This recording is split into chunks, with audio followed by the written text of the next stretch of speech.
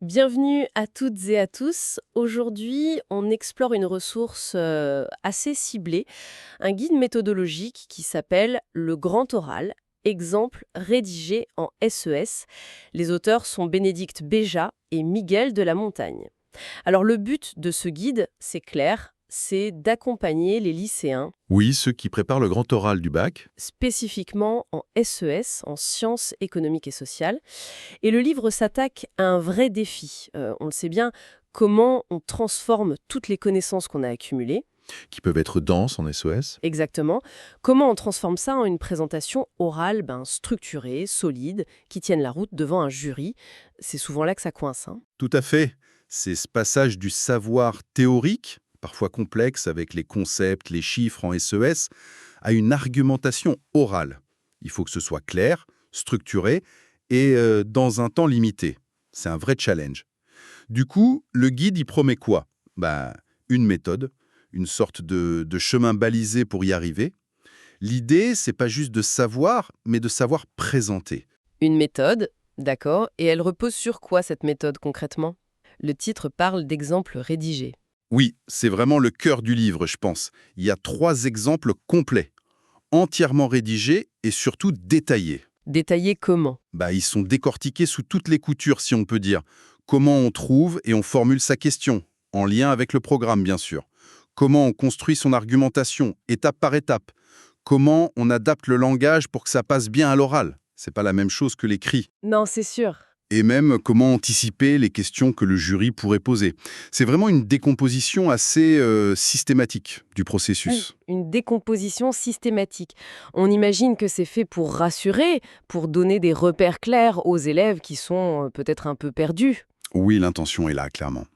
Rassurer, structurer. Mais est-ce qu'il n'y a pas un risque?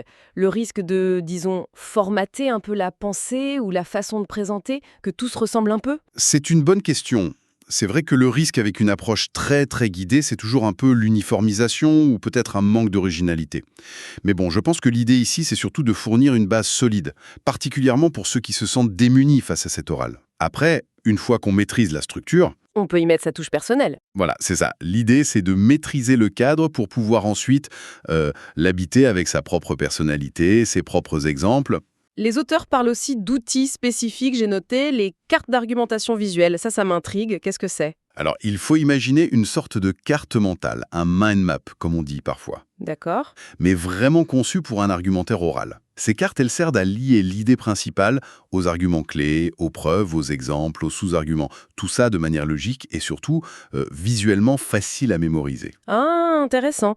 Pour aider à visualiser la structure de son propre discours. Exactement, pour que l'élève voit comment tout s'articule et surtout pour ne pas se perdre pendant les 5 minutes de présentation. C'est un outil pour organiser la complexité en fait. D'accord, oui, ça peut être vraiment utile pour structurer sa pensée, pour pas partir dans tous les sens. Le guide propose aussi un glossaire, des questions type commenté. C'est assez complet comme panoplie d'outils. Oui, une vraie boîte à outils. Donc, si on résume les bénéfices attendus pour l'élève, ce serait quoi? Mieux cerner ce qu'on attend de lui?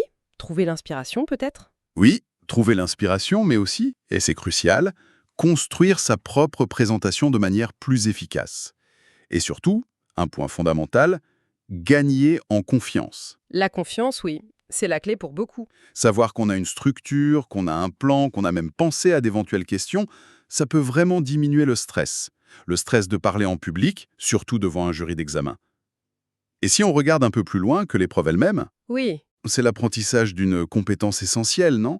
Savoir articuler une idée, défendre un point de vue complexe à l'oral, ça sert toute la vie. c'est vrai. Et le fait que le guide soit écrit par un enseignant expérimenté, ça doit jouer aussi. Ça apporte une caution pratique, une connaissance du terrain, j'imagine? Oui, on peut supposer que les conseils, les exemples sont vraiment ancrés dans la réalité des lycéens, de ce qu'ils vivent et aussi de ce que les jurys attendent. Après, bon, il faut être conscient qu'une approche, même si elle est efficace pour l'examen, peut être très scolaire. Il faudra ensuite peut-être dépasser ce cadre pour développer une communication orale plus personnelle dans d'autres contextes. Bien sûr. Alors, si on devait synthétiser l'essence de cette ressource, c'est un outil très pratique, très structuré, vraiment conçu pour une épreuve spécifique mais exigeante, le grand oral en SES. L'idée de fond, c'est ça.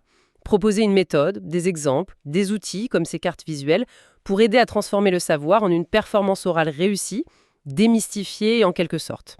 C'est exactement ça. C'est une tentative de formaliser la préparation. Et d'ailleurs, ça ouvre une réflexion un peu plus large, je trouve. Ah oui, laquelle? Ce guide, il est centré sur les SES, sur le bac français. Très spécifique.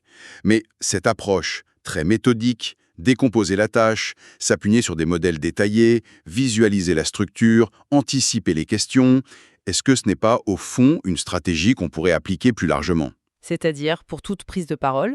Oui.